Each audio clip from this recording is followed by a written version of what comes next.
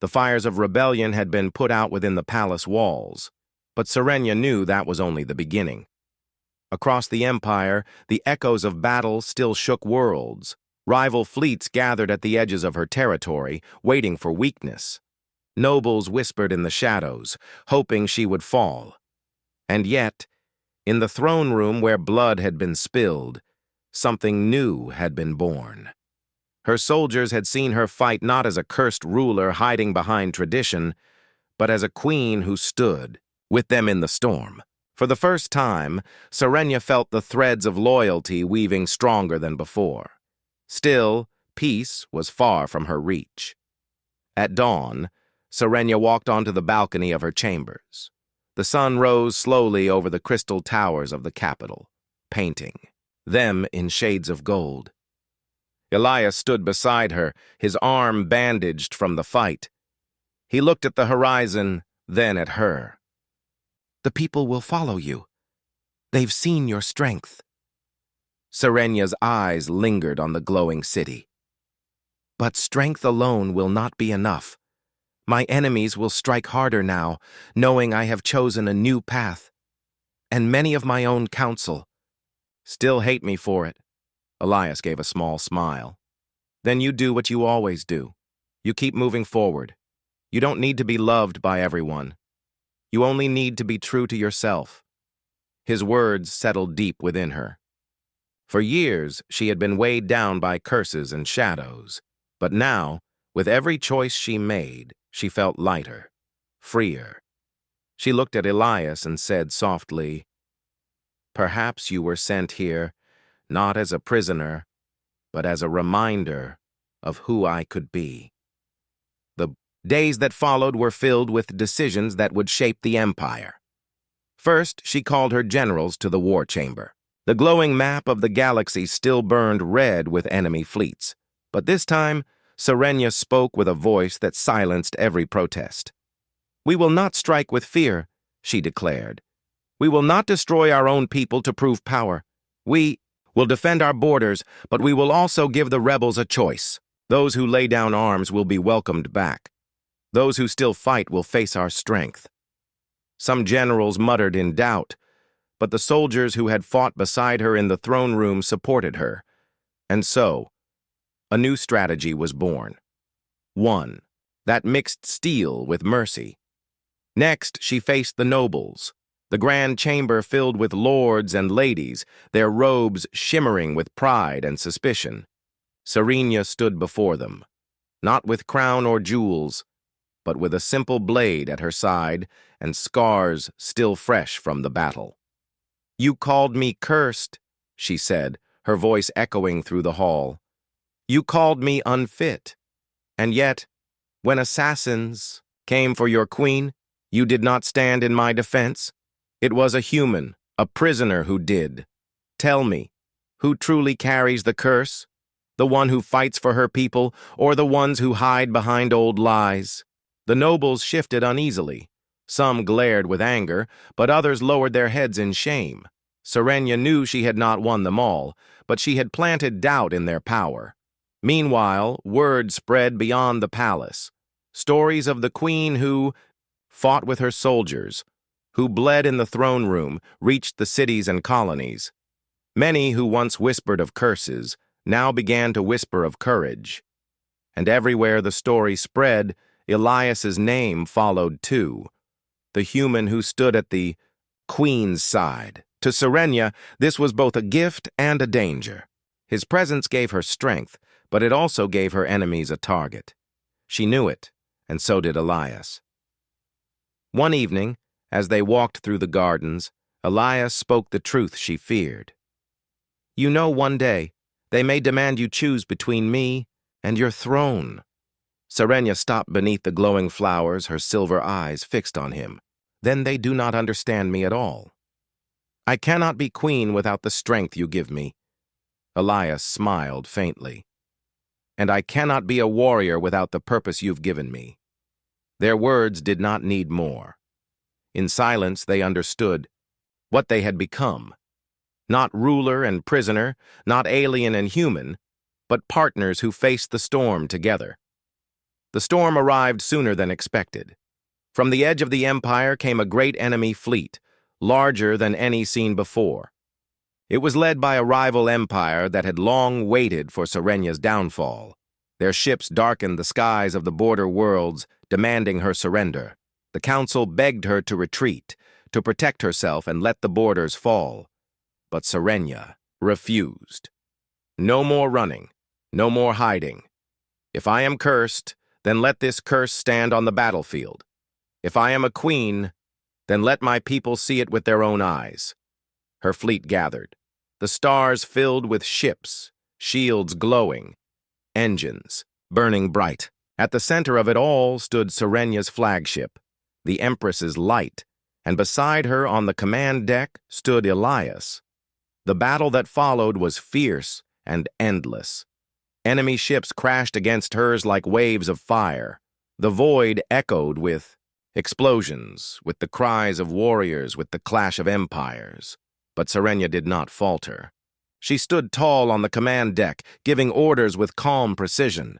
When her ships faltered, she gave them courage. When her enemies pressed forward, she answered with unyielding strength. And at her side, Elias fought not with commands, but with action. He led boarding parties, defended wounded soldiers, and carried her banner wherever the fight grew darkest.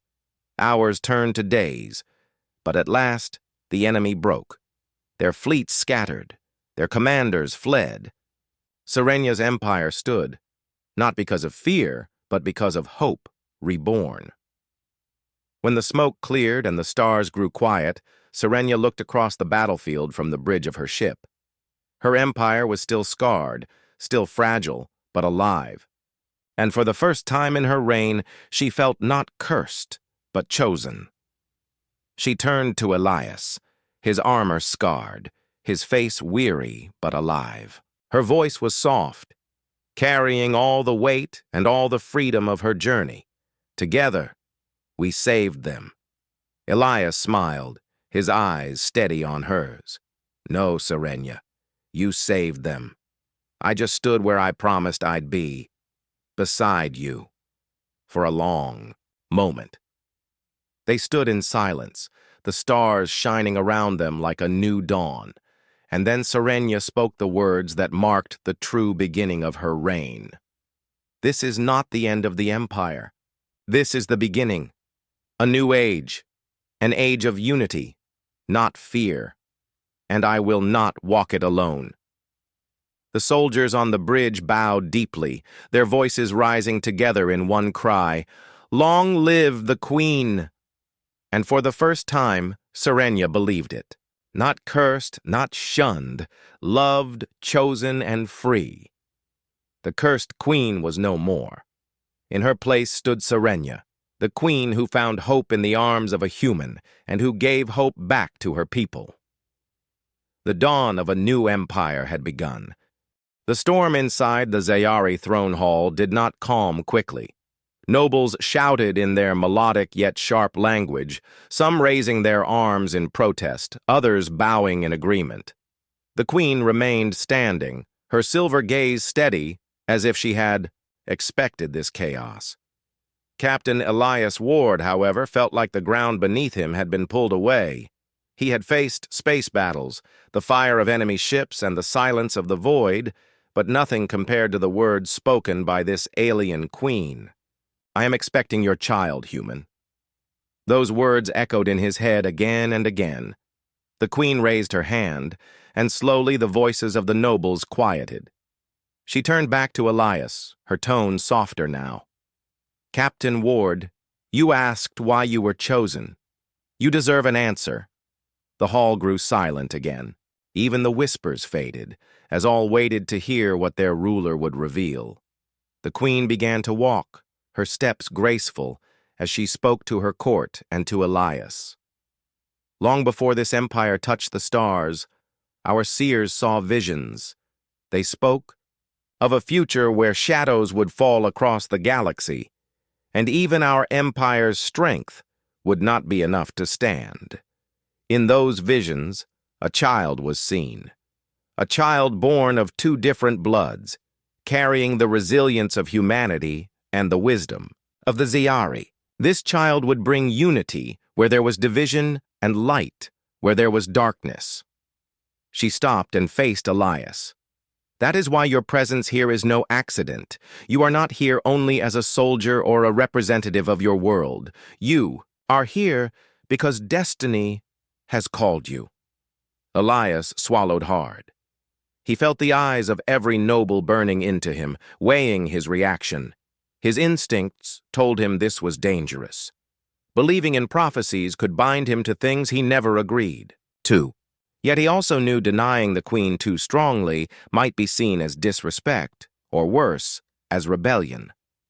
Gathering his courage, he answered carefully, "Your Majesty, I respect your belief, but I need to be honest. Humans don't always believe in fate. We believe in choices. We shape our own future with our actions." Some nobles hissed at his words, their glowing eyes narrowing, but the queen only studied him with that same strange smile. "That is exactly why it must be you. Where others submit to prophecy, you question it. That is the spirit of humanity." Tall noble stepped forward suddenly. His robe shimmered with golden threads, marking him as high-born. His voice was sharp. "Your Majesty, forgive me, but this is madness. To claim that this human, this outsider, can father the heir is an insult to all Zayari. Our people's blood is sacred. To mix it with his is unthinkable." The queen did not flinch. She turned her gaze to the noble, and her tone became like steel. "Lord Sereth, the prophecy is not yours to approve or deny. It is mine to carry. If you cannot accept the will of destiny, then perhaps your loyalty to the throne is weaker than I believed." Gasps filled the hall. Lord Sereth's jaw tightened, but he bowed reluctantly and stepped back. Yet his eyes burned with quiet anger, and Elias caught the look. That man was not finished. The queen returned her focus to Elias. "I know this is difficult for you, but the truth is already spoken. There are those among us who will resist it, who will see you as a threat. You must be ready." Her words unsettled Elias. "A threat? To them? Or to you?" The queen's expression softened. "To both. They will not attack me openly, but you." She paused. "You are vulnerable. There are those who would rather see you silenced before the child of prophecy can be born." A chill ran through Elias. He had expected diplomacy, perhaps political tension, but not talk of assassination. He had no desire to be a target in some alien court game. As if on cue, a figure moved from the side of the hall and approached quietly. He was different from the nobles. His robe was plain, his skin darker, and his eyes sharper. He bowed deeply to the queen, then glanced at Elias. "This is Counselor Thalin," the queen explained. "He has long studied the prophecies and served as my advisor. He will speak to you privately." Thalin gave a small nod, and Elias followed him out of the throne hall. The heavy doors closed behind them, silencing the storm of voices within. They walked through long corridors lit with soft blue light. The walls were covered in alien symbols that seemed to shift when Elias looked at them too long. Finally, they entered a smaller chamber where a single crystal table stood in the center. Thalin gestured for Elias to sit. His voice was calm, but his eyes held a serious weight. "Captain Ward, you must understand, the Queen's words were not spoken lightly. She believes in the prophecy completely, but many here do not. Already factions whisper of removing you. To them, you are dangerous. If the Queen insists you are part of destiny, then killing you would prevent it." Elias frowned. "So, what you're telling me is, I came here to build an alliance, and now I'm suddenly the most wanted man in the Empire." Thalin allowed, himself a small, grim smile. "Yes, that is correct." Elias leaned back, exhaling slowly. "Great. Just great." Thalin's tone grew more serious. But you have something they cannot understand. Your humanity. Your kind sees solutions where others see walls. If you survive what is coming, you may prove the prophecy true, whether or not you believe in it. Elias rubbed his temples. You're saying I have to play along. Pretend to believe in this destiny nonsense, or else I'll end up dead before I can get back to my ship. Thalen shook his head. Not pretend. Survive. The queen has bound her rule to this prophecy. If you fall, her enemies will rise against her. Whether you wish it or not, your life is tied to hers now. Elias stared at the table. He had come here expecting politics, maybe a signing ceremony, maybe even a toast with strange alien wine. But this was something else entirely. After a long silence, Elias finally said, Then I'll do what I always do. I'll survive. Not because of destiny, not because of prophecy, but because that's what humans do. Thalen's sharp eyes softened, slightly.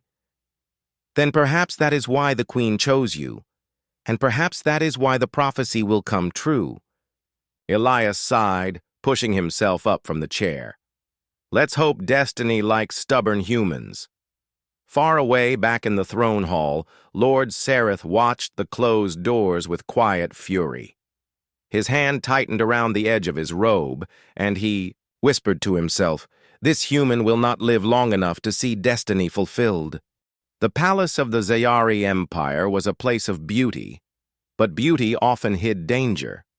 Captain Elias Ward had learned long ago that danger never announced itself. It crept silently, waiting for the right moment. And now, after the Queen's shocking declaration, he knew danger was closer than ever. That night, Elias walked through the guest wing of the palace, his boots echoing softly against the crystalline floor. The walls shimmered faintly, alive with shifting light. It was peaceful, almost too peaceful, and Elias's instincts whispered that it was the kind of peace that came before a storm. Counselor Thalen's warning repeated in his head. If you fall, her enemies will rise against her. Whether you wish it or not, your life is tied to hers now. Elias sighed, running a hand through his short, dark hair. He was no diplomat, no chosen hero. He was just a soldier. Yet somehow he had become the center of an alien prophecy. He stopped at the window overlooking the palace gardens. They glowed faintly with strange plants that shimmered like stars, their petals opening and closing as if breathing. It was breathtaking. But Elias could not enjoy it. He felt eyes on him. He turned slowly. The corridor was empty, but his instincts screamed otherwise. Then, a flicker. A shadow moved across the far wall, where no shadow should have been. Elias's hand went to his side, but he had no weapon. He had been ordered to leave them behind when he entered the palace. The shadow moved again, and this time, Elias reacted. He ducked, just as a blade of energy slashed through the air where his head had been. The weapon hummed, glowing faintly, before vanishing back into the darkness. Elias rolled across the floor, keeping low. His heart pounded, but training took over. He scanned the hall, searching for movement. And then he saw them. 3 figures cloaked in dark material that bent the light, making them almost invisible. Assassins. So Thalen was right, Elias muttered under his breath. They're already coming for me. The first assassin lunged forward, silent as the night. Elias had no weapon, but he had his hands. He stepped aside at the last moment, grabbing the assassin's arm and twisting. The alien was taller, stronger, but Elias used momentum, throwing the figure into the wall with a crash. The second assassin struck from behind. Elias dropped low, sweeping his leg. The alien stumbled, and Elias slammed his shoulder into the attacker's chest, knocking the breath out of them. The third came at him with a humming blade, and Elias barely dodged, the heat of the weapon searing past his cheek. Not bad for a primitive. The assassin hissed in broken human tongue. Elias gritted, his teeth. Not bad for someone with no weapon either. They surrounded him, moving carefully now, like hunters circling prey. Elias's muscles ached, but adrenaline kept him sharp. He couldn't fight them head-on, not without a weapon. He needed to use the environment. His eyes darted around. Above him, a hanging crystal lamp glowed faintly. He grabbed a shard of loose crystal from the floor and hurled it upward. The shard struck the chain, and the lamp came crashing down. The assassins scattered, but one was too slow. The heavy crystal slammed into the alien, knocking them out cold. Elias didn't waste time. He grabbed the fallen assassin's energy. Blade, feeling the strange hum vibrate in his hand. The other two froze for a moment, surprised to see the human holding their weapon. Elias smirked. Now we're a little more even. They attacked together, but Elias fought with raw determination. He wasn't as skilled with the alien weapon, but his reflexes were fast, his instincts sharp. He blocked one strike, twisted away from another, and countered with quick, precise movements. He didn't try to overpower them. He just survived. One move at a time. Minutes felt like hours, until finally one assassin collapsed, stunned by a strike to the head. The last one retreated, melting back into the shadows. Elias stood panting, the glowing blade still in his hand. His uniform was torn, sweat covered his brow, but he was alive. Alive and victorious. The palace guards finally arrived, their armor shining, weapons drawn. Too late, Elias thought bitterly. They stared at the unconscious assassins, then at Elias, holding the weapon. "What happened here?" one guard demanded. Elias raised the blade slowly, then dropped it to the floor. "What happened?" "Your queen said people would come for me. Turns out she was right." The guards quickly secured the fallen assassins, binding them with glowing restraints. More guards arrived, forming a protective wall around Elias. Soon, Counselor Thalon entered, his expression grim. He looked at the unconscious attackers, then at Elias, and gave a slow nod. "You survived, just as I thought you would." Elias shot him a sharp look. "I didn't survive because of destiny. I survived because I've been in worse fights, and I don't quit." Thalon's lips curved into a small smile. "And that, Captain Ward, is exactly what makes you dangerous to your enemies." Moments later, the Queen herself appeared, surrounded by her personal guards. Her silver eyes fell on Elias, scanning the cuts and bruises on his face. She stepped closer, her expression unreadable. "You fought them with no weapon," she said softly. Elias shrugged. "Didn't have much choice." Her gaze softened, and for a moment, she looked less like a ruler and more like a person. "This is what I meant when I spoke of humanity. You fight when others would fall. You survive when others would surrender. The prophecy grows stronger with every step you take." Elias shook his head, frustration boiling inside him. "No. This wasn't prophecy. This was politics. Someone in your court sent them. Someone wants me gone." The Queen's eyes grew cold again, her regal mask returning. "Yes, and we will find them. But make no mistake, Captain Ward. Tonight you proved more than survival. You proved worth. Around. Them, nobles who had rushed to witness the aftermath, whispered among themselves. They had seen the human fight with nothing but instinct and courage. They had seen him live where others might have died. Doubt still remained, but respect began to grow. Elias, however, felt no pride. He looked at the unconscious assassins and muttered, "If this is just the beginning, then I'd better get used to fighting shadows." Far away, in a hidden chamber, Lord Sereth stood before a group of cloaked figures. His eyes burned with anger as he learned of the assassin's failure. "The human lives," one whispered. Sereth's jaw tightened. "Then we will try again. No prophecy will save him next time. The assassination attempt had left the palace shaken. Guards doubled their patrols, nobles whispered in hidden corners, and suspicion grew like fire in dry grass. Yet despite the tension, one thing was clear. Captain Elias Ward had survived. Not only survived, he had proven himself in combat against enemies trained to kill silently. But in the Zayari Empire, survival was not enough.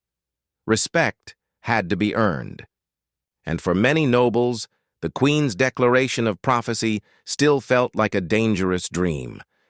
It was the Queen herself who made the next move.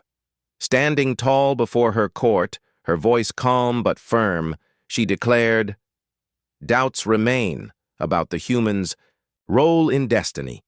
Let them be silenced by the trial of worthiness. If he is chosen by fate, he will succeed. If he is not, he will fail. So speaks tradition, so speaks the throne." The nobles gasped, some nodding eagerly, others whispering with satisfaction. The trial of worthiness was no simple test. It was an ancient challenge designed for rulers and champions of the empire. Many who attempted it did not pass. Elias stood at her side, feeling the weight of every eye upon him.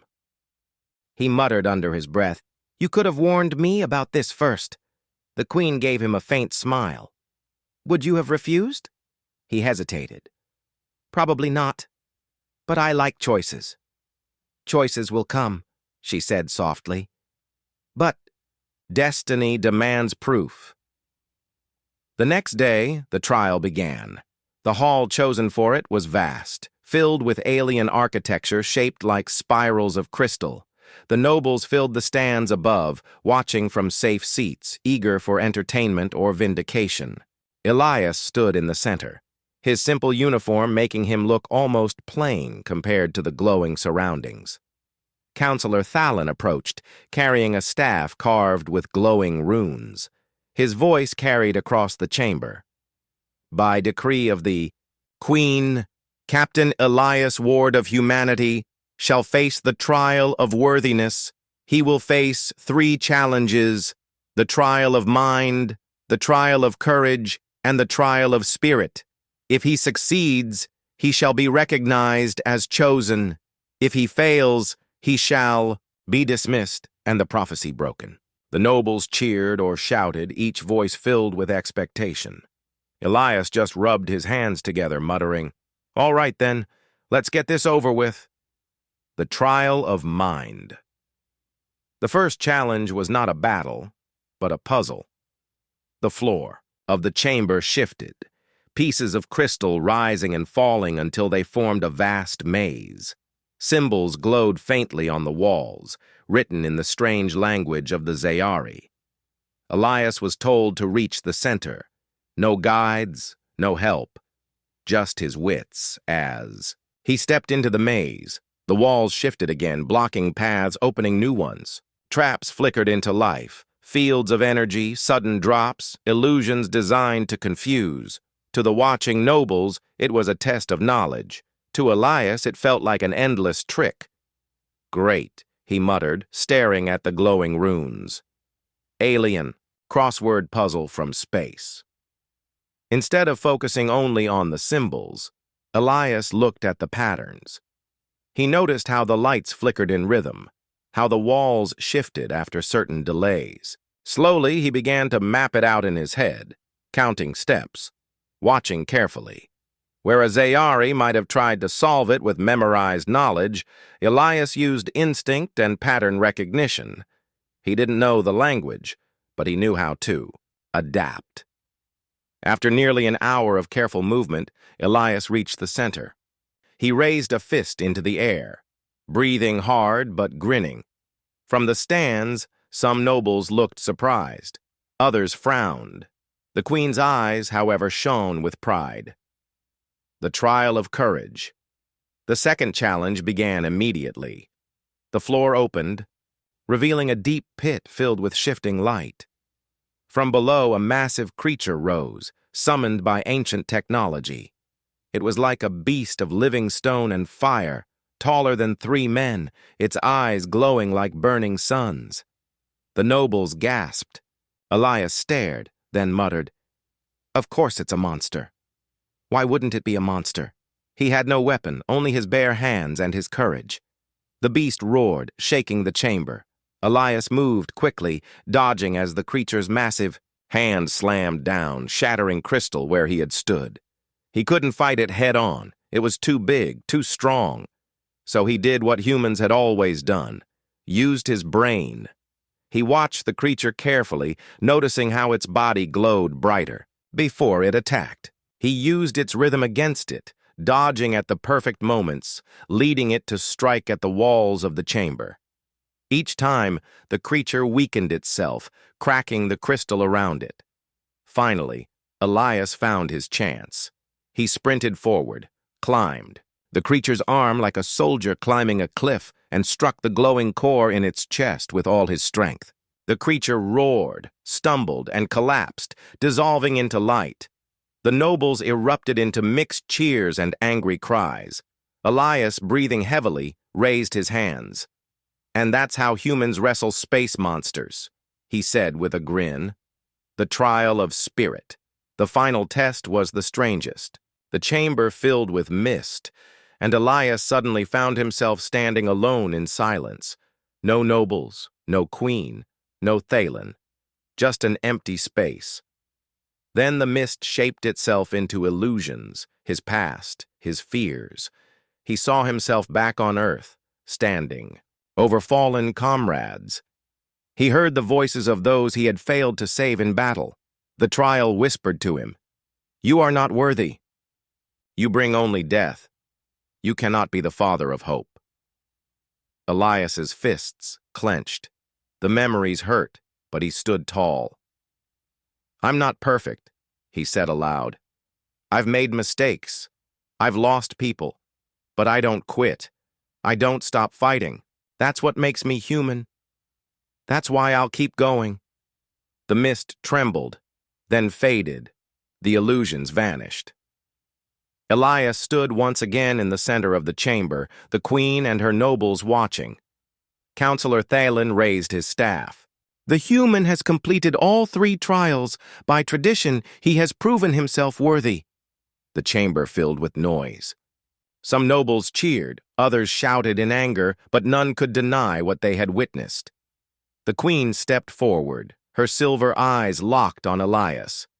"You doubted destiny, yet you proved its truth. From this day forward, you are not just a visitor in this court. You are the bearer of hope." Elias, still catching his breath, gave a half-smile. "I'm still just a soldier, but if that's enough, then I'll play my part." The queen's smile was radiant. More than enough. But in the shadows of the stands, Lord Sareth watched with narrowed eyes. His hand clenched into a fist. The human had passed the trials, but to Sareth, this was not victory. It was a greater threat than ever, and he would not allow the prophecy to live. The days after the trial of worthiness brought both relief and unrest. Captain Elias Ward had proven himself before the entire Zayari court. He had faced puzzles, monsters, and even his own fears, and he had emerged victorious. Some nobles bowed, their heads in reluctant respect. Others, however, grew more determined in their hatred. The queen declared openly that Elias was not only a guest, but also part of destiny.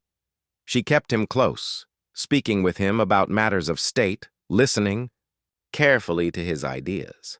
For Elias, it was strange. He was a soldier, not a politician. Yet here he was advising an alien monarch. Still, even as the queen smiled with hope, shadows spread across the stars. The rival empire of the Korath had been watching. Their spies had already learned of the prophecy, and to them the idea of a human Zayari heir was dangerous. Unity between these 2 species would mean strength, and strength threatened Korath ambitions. It began with whispers, then with fleets moving in silence, and finally with fire. One evening, the palace alarms rang out. A young Zayari guard rushed into the council chamber, his face pale. "Your Majesty, the Korath fleet has entered our space. They are not here for talks. They are here for war." The nobles broke into cries of fear and anger. The queen rose, swiftly, her silver hair glowing in the light. "Prepare the defenses! Summon the fleet! The Zayari Empire will not bow." Elias stood as well, his jaw tight. He had seen war many times before, but this was no ordinary battle. If the Korath destroyed the Zayari capital, prophecy or not, everything would collapse. The first strike, the Zayari fleet met the Korath in orbit above a burning red moon, the skies lit with energy fire, ships clashing in violent bursts of light. The Zayari were strong, their technology ancient and powerful, but the Korath had numbers. Elias stood aboard the command deck beside the queen. The massive screen before them showed the chaos of battle, ships exploding, squadrons breaking apart, formations collapsing. The queen's generals gave orders in their melodic language, but Elias could already see the problem. The Zayari fought with honor, in perfect but rigid patterns. The Korath were more chaotic, striking like wolves, overwhelming, with speed. Elias leaned close to the queen.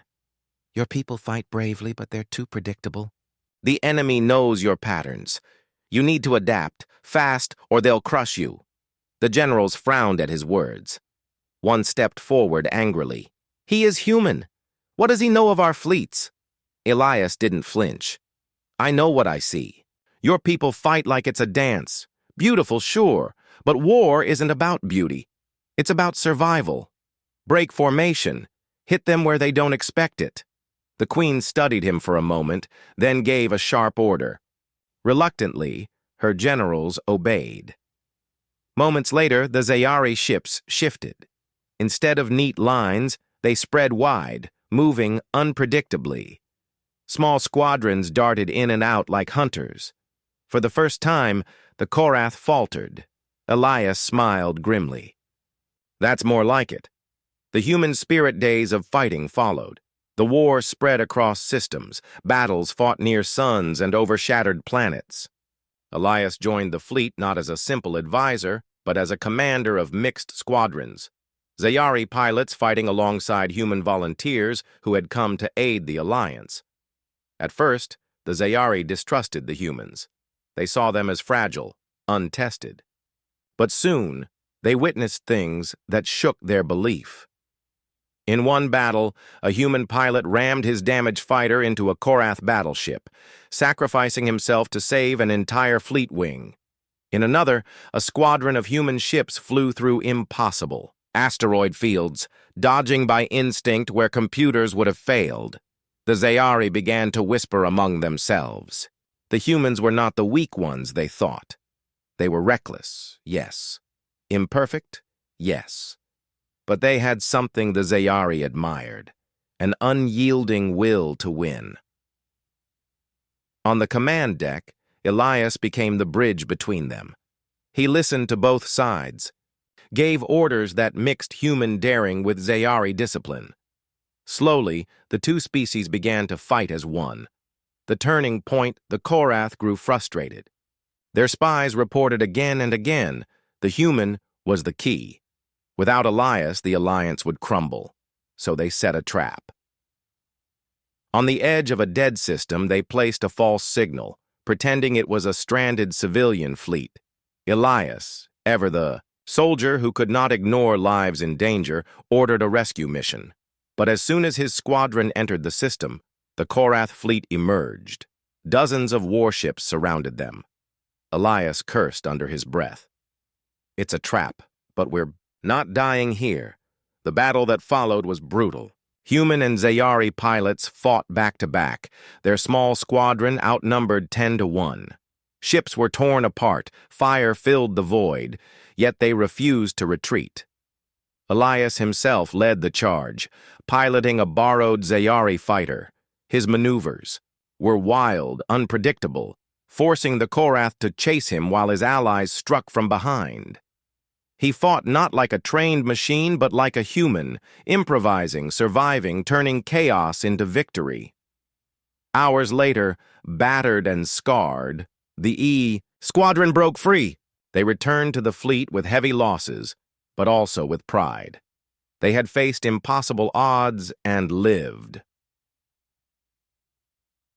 The Queen's realization. When Elias returned to the capital, the Queen received him in private. She looked at his wounds, at the exhaustion in his eyes, and for the first time, her calm mask cracked. "You risked your life again and again," she said softly. "Even when hope was gone, you fought. Why?" Elias looked at her, his voice steady though tired. "Because that's what we do. Humans don't give up. We fight because someone has to. We fight because if we don't, no one else will." The Queen's eyes shimmered. "Now I see. The prophecy spoke of resilience, of a bridge between worlds. It was not only about blood, it was about spirit. Your people bring something mine has long forgotten, the fire to resist the impossible." For a long moment, they stood in silence, rulers and soldiers, alien and human, yet bound by something greater. The gathering storm. Though small victories came, the war was far from over. The Korath rallied more fleets, determined to crush the alliance once and for all. In the council chamber, maps of stars glowed with enemy movements. Nobles argued fiercely, some demanding retreat, others demanding peace. But Elias stood firm. "If you give in now, you'll lose everything," he said. "Not just your empire, not just your throne. You'll lose hope. And once hope is gone, no fleet can save you." The Queen raised her hand, silencing the nobles. "We will not surrender. We will stand with humanity, and together we will win." Cheers rose from some, anger from others, but the choice was made. War was coming, larger than before. The fate of both species hung on the edge of a blade, and in the shadows, Lord Sareth watched, his face dark with hatred. The more victories the human brought, the more dangerous he became. If prophecy could not be broken on the battlefield, then Sareth would find another way. The war raged across the stars like fire in a dry forest.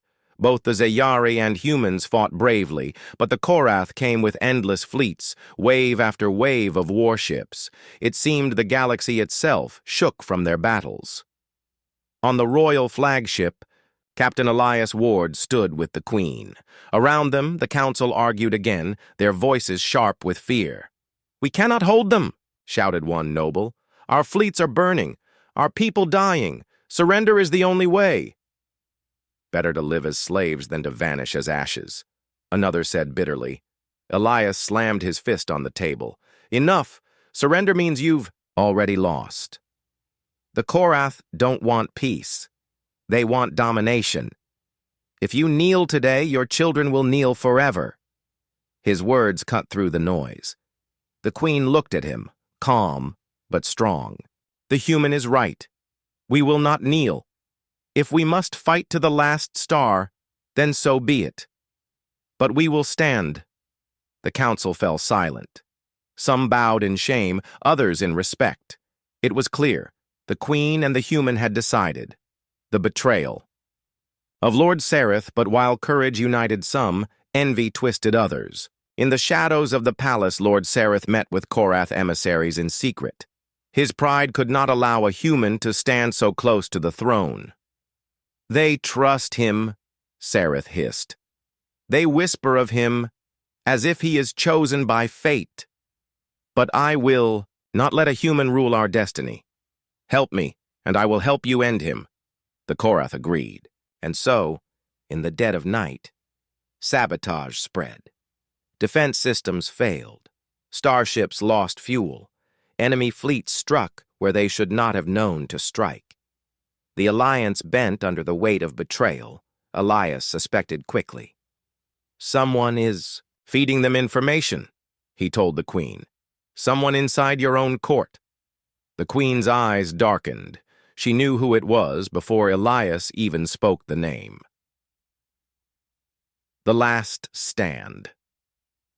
The final battle came near the twin suns of Dresnor, a system rich with resources both empires needed.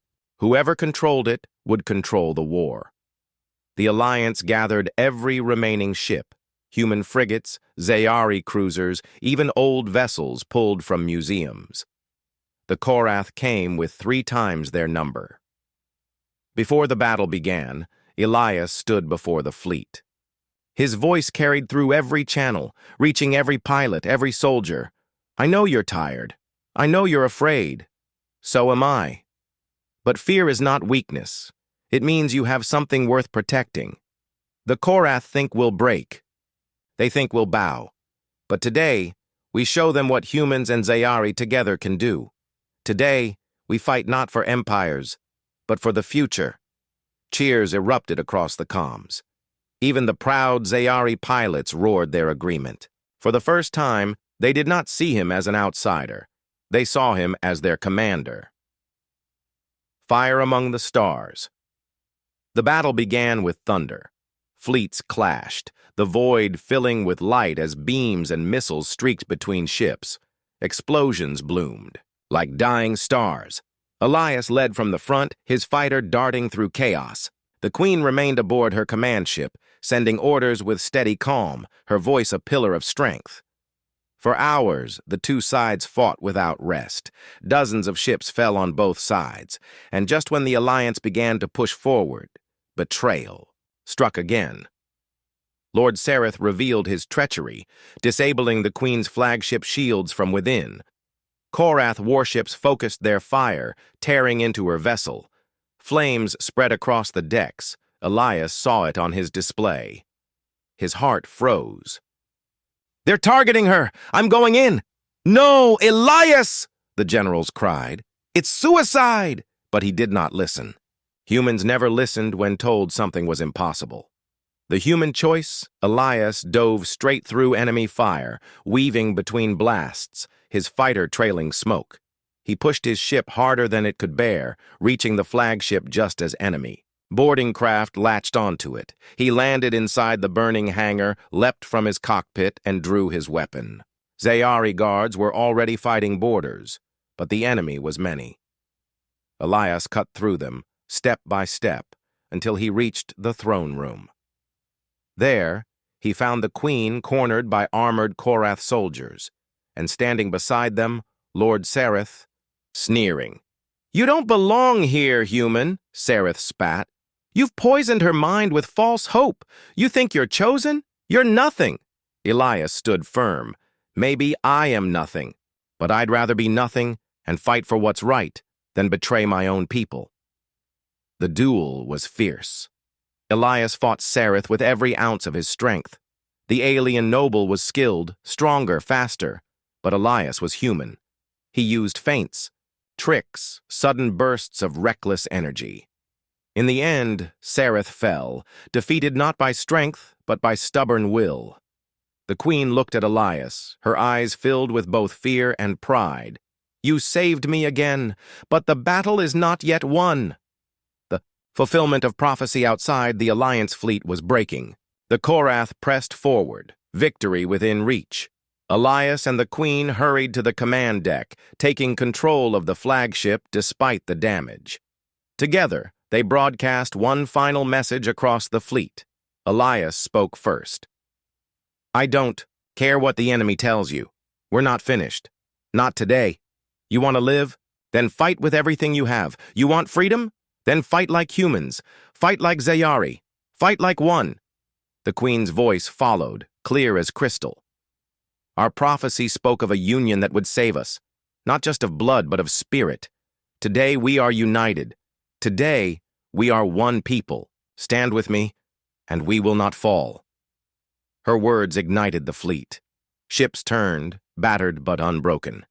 Humans and Zayari fought side by side with renewed fire. At last, the tide shifted. The Korath, so certain of victory, began to falter. One by one, their ships fell. Their fleet broke apart, and with a final push, the Alliance drove them into retreat.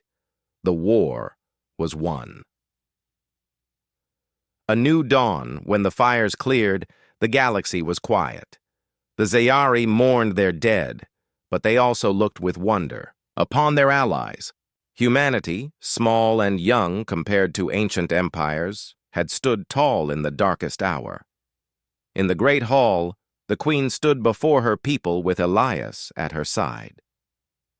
"We have survived," she declared, "not because of prophecy alone, but because of courage, because of unity, because of the human spirit that refused to break."